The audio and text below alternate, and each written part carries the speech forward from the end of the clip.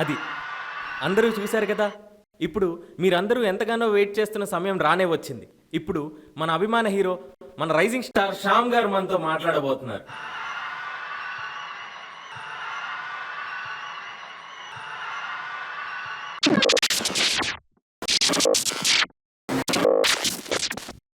ఆ, ఓకే. మన rising star బిజీగా ఉన్నట్టున్నారు. ఇప్పుడు మనం శ్యామ్ గారి ప్రోమో చూడబోతున్నాం.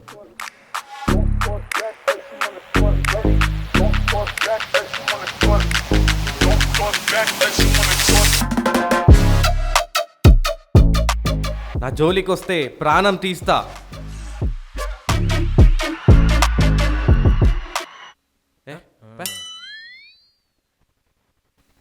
అందరికీ నమస్కారం.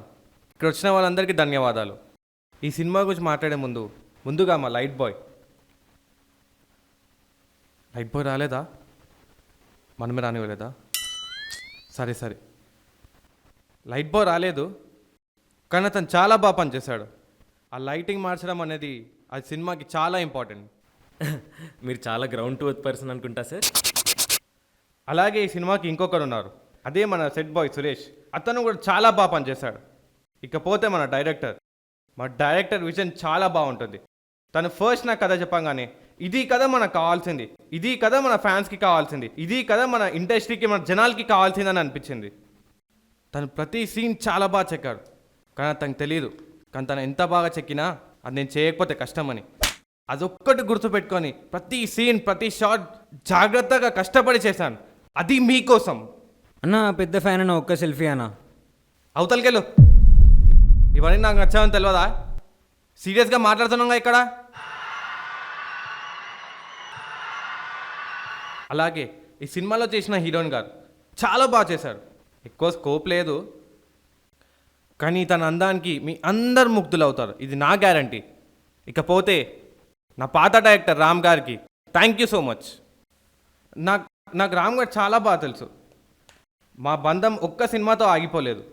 తనకు తెలియదు, తనకు ఎప్పుడు చెప్పను కూడా, కానీ నేను తను చాలా అభిమానిస్తాను. మా ముందు సినిమా చేసినప్పుడు కూడా ఏం జరిగిందంటే, అరే మాట్లాడేమనరా. ఏ చెప్పొద్దు, ఏం లేదండి, ఏం లేదు, ఏదో సరదాగా ఆటపడిస్తున్నాడు అంతే.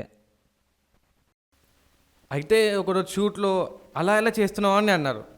అయితే నేనేం చేశాను సార్ అని అడిగాను. అయితే ఒక పర్టికులర్ షాట్లోనే అట్టి తొక్క తినాలి, కానీ నేను అట్టి పండు తిన్నాను. ఈయన దానికి కూడా డిస్కషన్ పెట్టాడు, అట్టి తొక్క తినాలా లేదా అట్టి పండు తినాలా అని. అలా కాదు, ఆ సీన్లో అది ఎంత ఇంపార్టెంటో మనకు తెలుసు. మీరు చూశారు, సినిమా మొత్తం అరటిపండు అండ్ యాపిల్ చుట్టూ తిరుగుతూ ఉంటుంది. అందుకే అలా అన్నాను, అంతే తప్ప వేరేం లేదండి. He's a tremendous star and wonderful actor. అలా డిస్కషన్ పెట్టినందుకే ఆ సినిమా దొబ్బింది. ఆ సినిమా ఫ్లాప్ అయినా కూడా నా ఈవెంట్కి వచ్చాడంటే అర్థం చేసుకోండి ఆయన నాకెంత క్లోజు. అవునండి, ఆ సినిమా ఫ్లాప్ అయినా కూడా నన్ను ఈవెంట్కి పిలిచాడంటే అర్థం చేసుకోండి. కానీ దాని తర్వాత ఒక సీన్ చేశాడండి, ఎన్ని టేకులు తీసుకున్నాడు. మరి దాని గురించి చెప్పారే. అంటే అది అంతేలేండి. ఇప్పుడు ఇతని గురించి ఎందుకు లేండి, మనం తర్వాత మాట్లాడుకున్నాం. ఇకపోతే మా కెమెరామ్యాన్. మా సినిమా చేయడానికి ముందు డిఓపి ఫుల్ ఫామ్ అయితే తెలియదు వీడికి.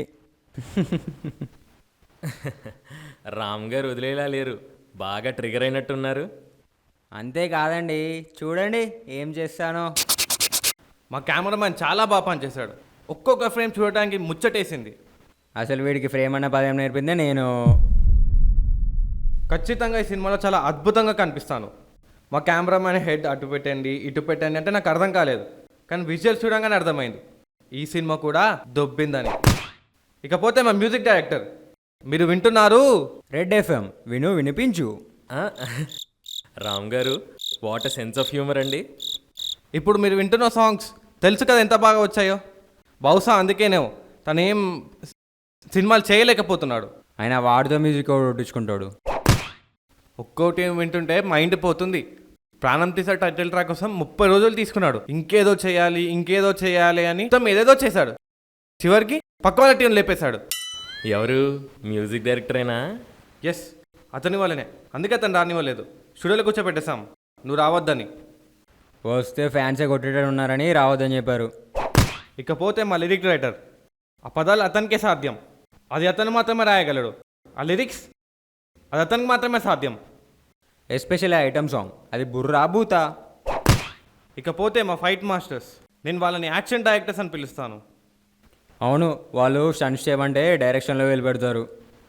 ఒక షాట్ ఉంటుంది అండి, నేను చనిపోయాక శవంలా కాలిపోతుంటే అలా లేచి రావాలి. అది విన్న వెంటనే అసలు ఇలా కూడా ఆలోచిస్తారా అని అనుకున్నా, కానీ మీకోసం చేశాను. ఇకపోతే మా రైటర్ గారు, అసలు స్టోరీయే లేదు.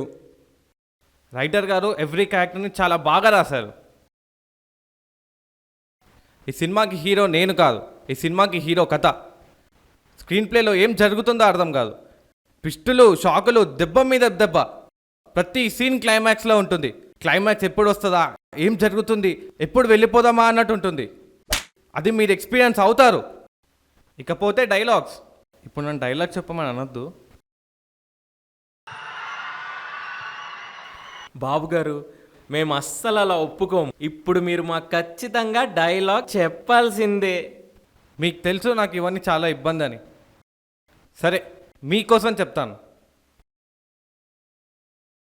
నేను కత్తి పట్టుకొని నడకడం మొదలు పెడితే ముక్కలు ఎరడానికి జేసీబీలు రావాలి, రక్తం పారడానికి డ్రైనేజీలు తవ్వాలి, నా పేరు వినంగానే పాస్ పాస్ పోయాలి. పోయిస్తా, ఈ చేతులతో పోయిస్తా. ఇలాంటివి ఇంకా చాలా ఉన్నాయి లోపల, దాచాం, కుప్పలు కుప్పలుగా దాచాం. వచ్చేయండి ఈ వీకెండ్ మీ అభిమాన థియేటర్లో. Wow, what a tremendous speech by rising star Shyam garu. నేను ఇంకా చెప్పడం అయిపోలేదు. అదే చాలు, ఆపేయమంటున్నారు. నా ఫ్యాన్స్కి ఇచ్చే మోటివేషన్ ఇంకా బ్యాలెన్స్ ఉంది. ఐ నో ఇప్పటికి చాలా లేట్ అయింది, అందరూ చాలా దూరం కూడా వెళ్ళాలి.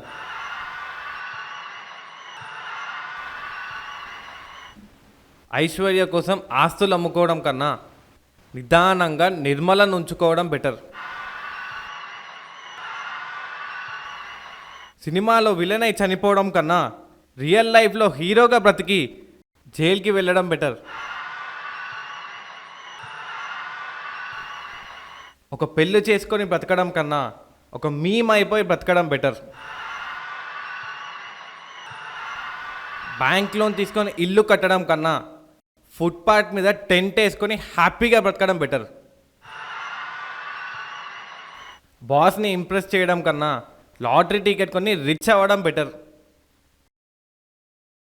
జిమ్కి వెళ్ళి బాడీ పెంచడం కన్నా ఫోటోషాప్ చేసి 6 ప్యాక్స్ పెట్టి దాన్ని సోషల్ మీడియా పోస్ట్ చేయడం బెటర్. లవ్ ఫెయిలియర్ అయి డిప్రెషన్లో పడడం కన్నా బిర్యానీ ఆర్డర్ చేసి ఎమోషన్స్ని మార్చడం better. Wow wow wow wow wow, చూశారు కదా గైస్, ట్రెమెండస్ స్పీచ్ బై మన రైజింగ్ స్టార్ శ్యామ్ గారు.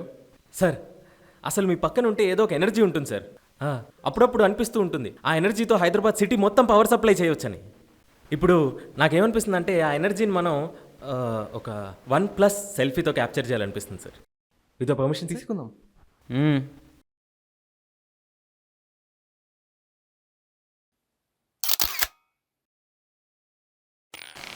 is survived.